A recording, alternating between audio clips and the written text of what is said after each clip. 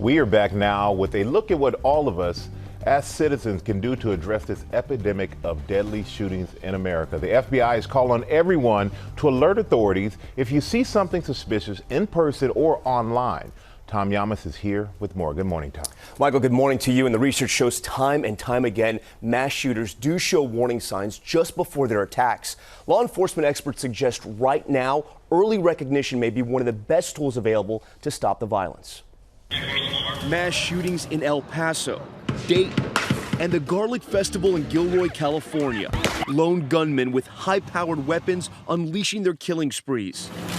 And though investigations into these shootings are just getting started, there are questions this morning about whether any of them could have been prevented. Were there warning signs missed? It's possible to prevent mass shootings because these events are planned out in advance. And most importantly, because those who carry out mass shootings typically tell other people about their violent plans beforehand. A Homeland Security study into mass shootings found 75% of attackers showed signs that they were about to attack by making angry or racist statements, referring to past attackers, and using suicidal language. But some of the behavior patterns can also be less severe. An FBI study found 4 out of 5 active shooters displays concerning behaviors as subtle as a change in work performance. It's okay for people to report behaviors at low levels. Law enforcement wants to hear about it. An HR director wants to hear about it.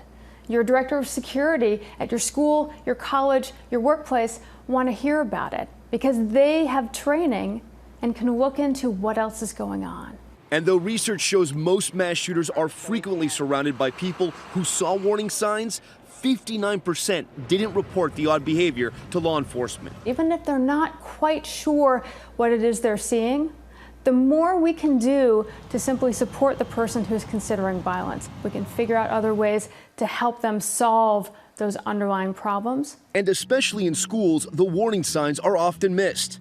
In this PSA from Sandy Hook Promise, a nonprofit created by families of those killed at Sandy Hook, we're shown an average day at high school. But if you look closer, you notice one student showing some telltale warning signs. Someone who's often bullied or isolated, has an interest in firearms, and might even post about it on social media. Now, according to the most recent stats put out by the FBI, the number of active shooters is growing. We saw that, unfortunately, this weekend. There is so much research out there, even to the time of day when these mass shootings likely happen, the vast majority between 7 a.m. and 3 p.m. But guys, going through all this research, the stat that stood out to me was what we just showed you in the report. Nearly 60% of friends and family see these warning signs and they don't call law enforcement. We've seen countless incidents when people do see something, they do say something, and it stops. And it stops, yeah. And they usually say, this research, there's 4 to 5 signs to look out for, and usually in these situations those signs will come out, but again, you got to see something, got to say something. Can't be afraid to say something. Right. Okay. Thanks, Tom.